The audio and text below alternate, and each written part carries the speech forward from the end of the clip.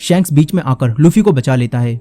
इसके बाद शैंक्स उसकी आंखों में आंखें डालकर देखता है और उसे डराकर भगा देता है, मगर उस मॉन्स्टर ने शैंक्स का एक हाथ खा लिया होता है और ये देखकर छोटे लूफी को काफी दुख होता है, मगर इससे लूफी समझ जाता है कि वो भी पायलट बनने के लायक नहीं है। इसके बाद शैंक्स लूफी को छोड़कर चला जाता है, लेकिन जाते समय शैंक्स लूफी को अपनी टोपी देता है और लूफी के पास शैंक्स की ये आखिरी निशानी थी। लेकिन अब प्रेजेंट टाइम में बगी उसी टोपी को खराब करने लगता है। लूफी को ये देखकर काफी गुस्सा आता है। तभी यहाँ जोरो और नामी आ जाते हैं और टैंक को झटका देते हैं। बगी अपने साथियों को देखता है, लेकिन जोरो और नामी मिलकर पहले ही उसके सारे साथियों को सफाया कर चुके थे। इसके बाद टैंक भी टूटता है और लूफी बाहर आता है। तभी लूफी के अंदर से वो मैप बाहर आ जाता है, लेकिन लूफी के लिए मैप से पहले उसकी टोपी जरूरी थी। लूफी टोपी को उठाता है। इसी बीच बगी वो मैप उठा लेता है। तभी जोरो उसे तलवार से मारता है, लेकिन अपनी स्पेशल पावर की मदद से बगी जोरो से बच जाता है। वो अपने शरीर के कई सारे टुकड़े करके जोरो और नामी पर हमला करके उन्हें मारता है। तभी लूफी बगी से फाइट करने के लिए उठता है और उसे मारने लगता है, लेकिन बगी लूफी पर भी भारी पड़ रहा था। तभी लूफी को यहाँ कई सारे बॉक्स दिखते हैं। लूफी नामी को वो बॉक्स दिखाता है। इसके बाद जोरो और लूफी मिलकर बगी के टुकड़ों को पकड़कर उस बॉक्स की तरफ फेंकते हैं और नामी उन्हें कैद कर देती है। फिर बगी अब छोटा हो जाता है। इसके बाद लूफी उसे अपने स्पेशल मूव से यहाँ से उड़ा देता है। फिर लूफी वो मैप नामी के हाथों में सौंपता है, क्योंकि अब वो तीनों अच्छे दोस्त बन चुके हैं। इसके बाद लूफी, जोरो और नामी यहाँ कैद लोगों को आजाद कराते हैं। दूसरी तरफ गार्प ने वहाँ के कैप्टन मॉर्गन को कैद कर लिया होता है, क्योंकि कैप्टन मॉर्गन एकदम भ्रष्ट कैप्टन था। इसके बाद गार्प कुछ नए मरीन सैनिकों को लेकर खुद लूफी को पकड़ने का फैसला करता है। उसके नए मरीन सैनिकों में मॉर्गन का बेटा हेल्मेपो और कोबी भी शामिल होते हैं और ये लोग लूफी को पकड़ने के लिए समुद्र में निकल जाते हैं। वहीं लूफी उन लोगों को आजाद कराने के बाद जोरो और नामी के साथ अपने सफर पर निकल चुका था। तभी हम नामी को देखते हैं, जो कि किसी से फोन पर बात करती है और कहती है कि मेरे पास ग्रैंड लाइन का मैप है और मैं आ रही हूँ।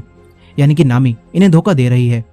अब इसके बाद हम 7 साल पहले के साइरप विलेज को देखते हैं, जहाँ एक बच्चा उसोप हमेशा शोर मचाकर सबको डराता है और कहता है कि लुटेरे आ रहे हैं। शुरू में सभी लोग उसकी बातों को सच समझकर उससे डरते थे, लेकिन कुछ सालों बाद ही लोग समझ गए कि उसोप झूठ बोलता है, इसीलिए अब कोई भी उसकी बात पर विश्वास नहीं करता। कहानी प्रेजेंट डे में आती है, जहाँ उसोप अब बड़ा हो चुका है, लेकिन अब भी वो सबसे कहता है कि लुटेरे आ रहे हैं, लेकिन अब भी कोई उसकी बातों पर विश्वास नहीं करता। अब यही लूफी और उसके दोस्त आगे बढ़ रहे थे, लेकिन उनका जहाज खराब हो जाता है। इसीलिए ये लोग नया जहाज खरीदने के लिए उसोप के आइलैंड पर आ जाते हैं और अपने जहाज को पानी में डुबो देते हैं, ताकि कोई भी इन्हें ना ढूंढ पाए।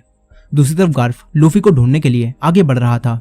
तभी गार्प देखता है कि कोबी इस जहाज पर बाकियों से अच्छा काम करना जानता है, इसीलिए गार्प कोबी को अपने साथ ले जाता है और हेल्मेपो से काम करने के लिए कहता है।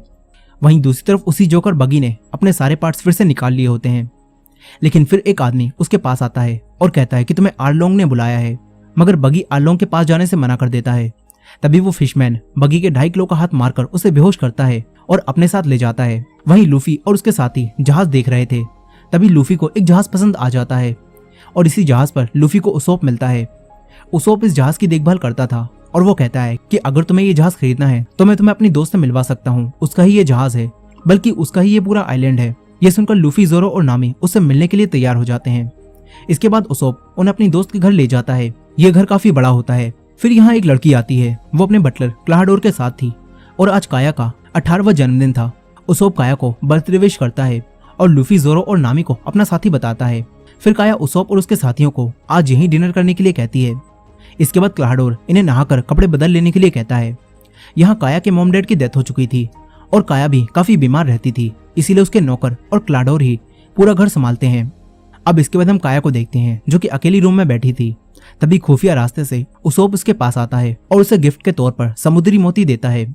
उसोप काया को खुश करने के लिए उसे झूठी झूठी कहानियां सुनाता है कि वो बड़े बड़े एडवेंचर कर चुका है। तभी काया को खांसी आती है। उसोप उसे उसकी चाय पिलाता है, जिससे काया को थोड़ा अच्छा महसूस होता है। यही लूफी और नामी इतने सारे कपड़े देखकर कंफ्यूज हो रहे थे कि वो कौन से कपड़े पहने। अब तभी यहाँ जोरो आता है और लूफी और नामी से पूछता है कि क्या काया के साथ जो आदमी था, क्या वो तुम्हें जाना पहचाना लग रहा था? लेकिन नामी और लूफी मना करते हैं। वहीं वो आदमी क्लाहाडोर अपनी चिकनी चुपड़ी बातों से काया का दिल जीत लेता है। काया उसे अपना अच्छा दोस्त मानती है, मगर हकीकत में क्लाहाडोर दोनों नौकरों के साथ मिलकर काया को मारने का प्लान बना रहा था, ताकि इस आइलैंड पर वो राज कर सके। और इसी वजह से क्लाहाडोर रोज काया को थोड़ा थोड़ा जहर दे रहा था, जिस वजह से काया लगातार बीमार रहती है। यहाँ काया के शेफ ने कई सारा जहरीला सूप बनाया होता है, ताकि वो लोग काया को मार सकें। वहीं दूसरी तरफ गार्प कोबी को अपने साथ गेम खेलने के लिए कहता है। वो दोनों गेम खेलने लगते हैं और गार्प उसे गेम खेलते हुए समझाता है कि अगर तुम हार के बारे में सोचते रहोगे तो तुम हारते ही रहोगे, इसीलिए तुम्हें जीत के बारे में सोचना होगा। इसके बाद जब कोबी जीत के बारे में सोचता है तो वो गार्प को भी गेम में हरा देता है